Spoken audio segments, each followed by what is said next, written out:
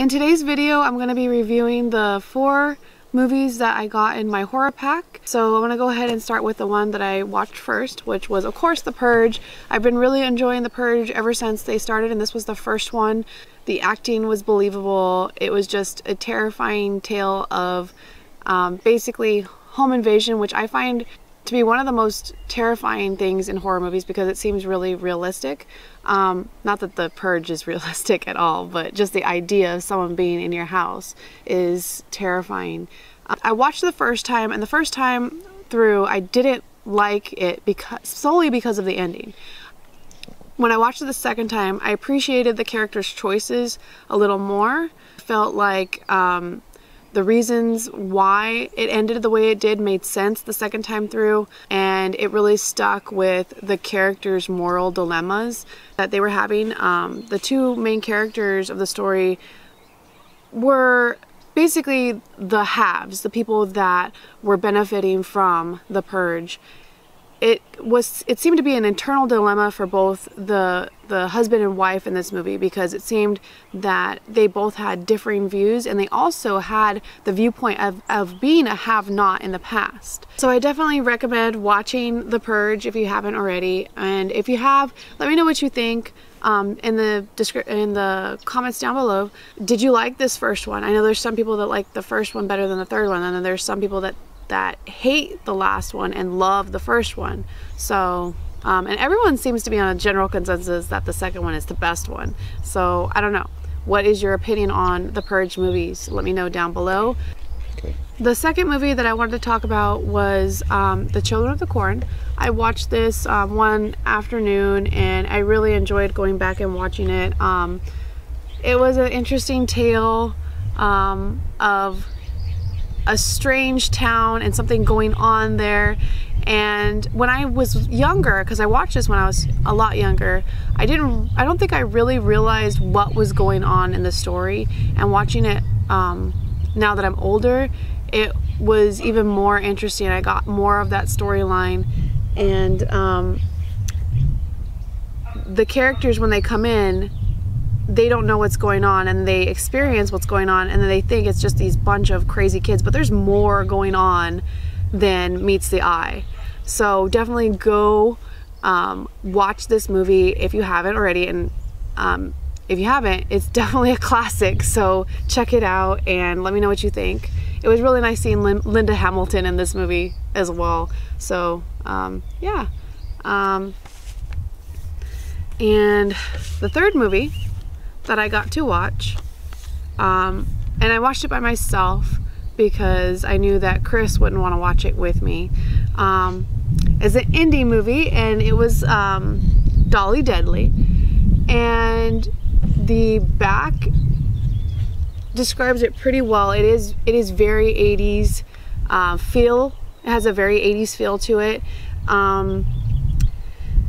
This is a strange story. I felt really bad for the main character the whole time because everyone around him seemed to always be berating him, and it just was hard to see people talking to him like that because, I mean, he was a kid and they didn't give him a break. I thought using the dolls as sort of like his friends was a really good idea. It kind of reminded me of a sort of Willard / Norman Bates type character this kid did, because he was alone and he had to find friends in a different form like Willard did.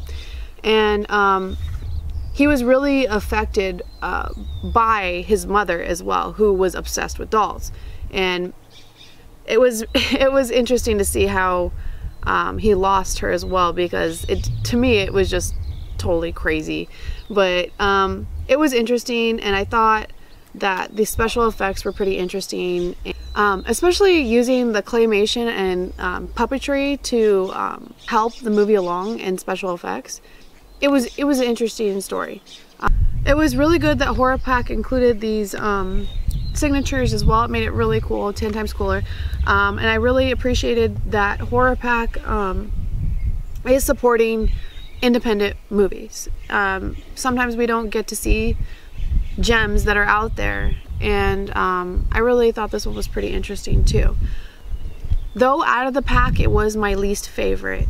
There were a lot. It was a really solid pack this month. I really liked the way he created the doll face as well. You can see it on the front cover. It came out pretty interesting. And something that was really funny to me was the main character actually has this shirt on during the movie, and I got it at a secondhand store, but I thought it was kind of funny. My little werewolf, my werewolf shirt, and it glows in the dark, and I just appreciated seeing it. And speaking of gems, late night double feature was amazing. I enjoyed it way more than I expected.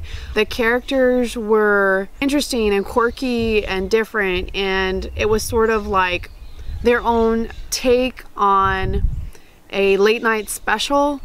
And there were two characters that were introducing the two separate movies that were in here, but it was almost like you had three different stories that you got to watch, because there were the characters that were introducing the stories, and they have their own thing that's going on throughout the whole thing in between the two different movies. One was called Dinner for Monsters, and that was a really interesting tale about cannibals and knowing what and appreciating what you eat for dinner, I guess.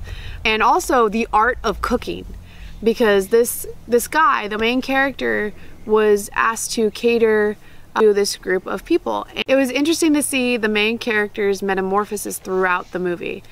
Anyway, I liked that story the best in this movie. In the second part of this double feature, we got a story called Slit. And it was about people who cope in different ways, and one of their ways was an addiction of getting cut. So there's this guy, and he goes around and he takes care of his clients, basically. He gets himself into interesting situations, and I highly recommend watching this movie. The characters that are introducing each movie have their own little story going on. It was entertaining as well. Also, what we really enjoyed were the little commercials that were in between each segment. So they threw in their own little horror twist. I think there was one about house insurance, and that one was pretty funny. And there were different like little horror movie trailers that they threw in there that they had made up, and they were just hilarious, and I was really enjoying watching those. Whoever created this did an amazing job. It was a really good play on late night television that we don't really get anymore. There used to be a time where you could stay up late and watch horror movies and monster movies and just enjoy staying up late and being creeped out, and now it's not there anymore. But we do get things like this, and it's kind of a throwback to it, and it was just a really interesting thing, and I actually hope they do more. I really enjoyed it, and I highly recommend it. Thank you guys for watching, and those are my reviews for the movies in October's Blu-ray pack.